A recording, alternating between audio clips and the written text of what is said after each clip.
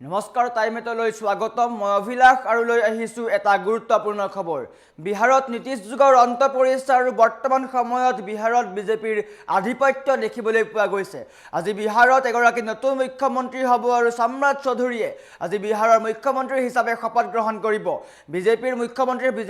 মুখ্যমন্ত্ৰী হ'ব আৰু বিহাৰে লাভ কৰিব এগৰাকী নতুন মুখ্যমন্ত্ৰী প্ৰায় দুটা দশক ধৰি বিহাৰৰ মুখ্যমন্ত্ৰী হৈ থকা নীতিশ কুমাৰ যুগৰ অন্ত পৰিছে আৰু বিহাৰে লাভ কৰিছে এগৰাকী নতুন মুখ্যমন্ত্ৰী তাৰ সমান্তৰালকৈ বিহাৰত বিজেপিৰ আধিপত্য বুলি ক'ব পাৰি আৰু এই সন্দৰ্ভত সবিশেষ লৈ অহাৰ চেষ্টা কৰিছো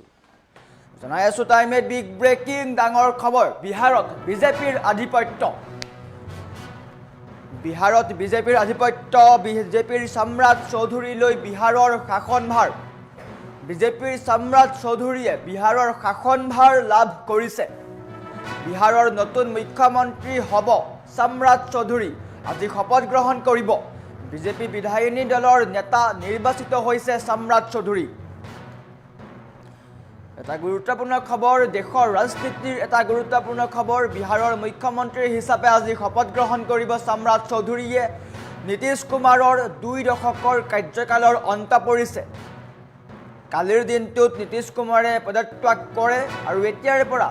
ৰাষ্ট্ৰীয় ৰাজনীতিত সক্ৰিয় হ'ব নীতিশ কুমাৰ ইতিমধ্যে ৰাজ্যসভাৰ সাংসদ হিচাপে শপত গ্ৰহণ কৰিছে নীতিশ কুমাৰে মন্ত্ৰীসভাত বিশেষ সালসলনি হোৱাৰ সম্ভাৱনা নাই বিহাৰৰ যি মন্ত্ৰীসভা আছে সেই মন্ত্ৰীসভাত সালসলনিৰ সম্ভাৱনা নাই বাহাল থাকিব পাৰে বেছিভাগ পুৰণি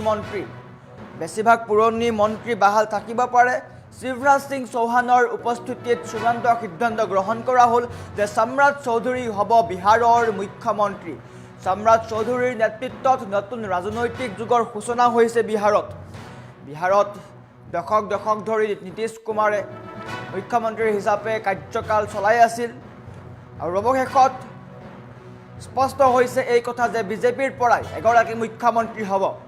বিজেপিৰ বিধায়িনী দলৰ নেতা সম্ৰাট চৌধুৰী হ'ব বিহাৰৰ নতুন মুখ্যমন্ত্ৰী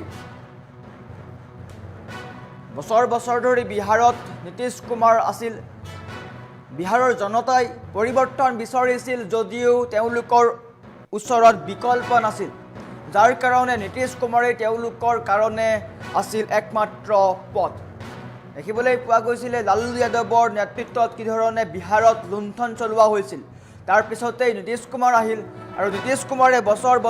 প্ৰায় দুটাকৈ দশক ধৰি বিহাৰত শাসন কৰিলে বিহাৰৰ শাসনভাৰ তেওঁ ল'লে কিন্তু বৰ্তমান সময়ত যিহেতু 25 চনত বিহাৰৰ বিধানসভা নিৰ্বাচন হ'ল আৰু সেই নিৰ্বাচনত NDA জয়লাভ কৰিলে আৰু NDA জয়লাভ কৰাৰ পিছতেই নীতিশ কুমাৰক মুখ্যমন্ত্ৰীৰ দায়িত্ব দিলে আৰু বৰ্তমান সময়ত NDAৰ ফালৰ পৰা এটা কথা স্পষ্ট হ'ল যে নীতিশ কুমাৰক ৰাজ্যসভাৰ সাংসদ হিচাপে নিযুক্তি দিছে তাৰ সমান্তৰালকৈ বিজেপিৰ পৰা সম্ৰাট চৌধুৰীয়ে বিহাৰৰ মুখ্যমন্ত্ৰীৰ দায়িত্ব লাভ কৰিছে গতিকে এটা গুৰুত্বপূৰ্ণ খবৰ ৰাজ্যৰ বা বিহাৰৰ ৰাজনীতিত বা দেশৰ ৰাজনীতিত এক ঐতিহাসিক পৰিৱৰ্তন বুলি ক'ব লাগিব বিহাৰৰ ৰাজনীতিত এক ঐতিহাসিক পৰিৱৰ্তন নীতিশ কুমাৰ যুগৰ অন্ত পৰি এতিয়া এক নতুন যুগৰ সূচনা হৈছে আজি নতুন মুখ্যমন্ত্ৰী হিচাপে শপত ল'ব সম্ৰাট চৌধুৰীয়ে বিজেপিৰ সম্ৰাট চৌধুৰী হ'ব বিহাৰৰ পৰৱৰ্তী মুখ্যমন্ত্ৰী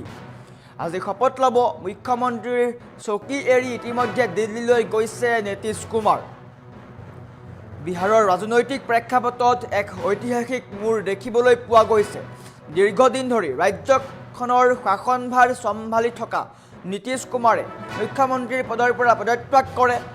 আৰু তাৰ পিছতেই এতিয়া সম্ৰাট চৌধুৰী বিহাৰৰ নতুন মুখ্যমন্ত্ৰী হিচাপে শপত ল'বলৈ সাজু হৈছে নতুন মুখ্যমন্ত্ৰী হিচাপে আজি তেওঁ শপত গ্ৰহণ কৰিব আজি পাটনাত অনুষ্ঠিত হ'ব NDAৰ এক গুৰুত্বপূৰ্ণ বৈঠক আৰু তাৰ পিছতেই তেওঁক মুখ্যমন্ত্ৰী হিচাপে নিৰ্বাচন কৰা হ'ব আৰু শপত গ্ৰহণো কৰা হ'ব সম্ৰাট চৌধুৰীয়ে বিহাৰৰ নতুন মুখ্যমন্ত্ৰী হিচাপে আজি শপত গ্ৰহণ কৰিব প্ৰায় দুটাকৈ দশক বিহাৰৰ মুখ্যমন্ত্ৰী হৈ থকা নীতিশ কুমাৰে এতিয়া ৰাষ্ট্ৰীয় ৰাজনীতিত মনোনিৱেশ কৰিব তেওঁ ইতিমধ্যে ৰাজ্যসভাৰ সাংসদ হিচাপে শপত গ্ৰহণ কৰিছে আনহাতে JDUৰ কাৰ্যকৰী সভাপতি সঞ্জয় কুমাৰ ঝাই স্পষ্ট কৰি দিছে যে মুখ্যমন্ত্ৰী সলনি হ'লেও নতুন চৰকাৰে নীতিশ কুমাৰৰ উন্নয়নৰ নীতিসমূহেই আগুৱাই লৈ যাব। নতুন চৰকাৰত পুৰণি মন্ত্ৰীসভাৰ বেছিভাগ সদস্যকে বাহাল ৰখা হ'ব পাৰে, কেৱল কেইটামান সৰু পৰিৱৰ্তন হোৱাৰ সম্ভাৱনা আছে।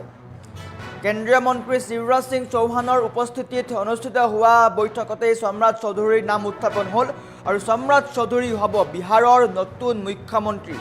বিহাৰে এগৰাকী নতুন মুখ্যমন্ত্ৰী পাব। প্ৰায় দুটাকৈ দশক ধৰি নীতিশ কুমাৰ মুখ্যমন্ত্ৰী হৈ আছিল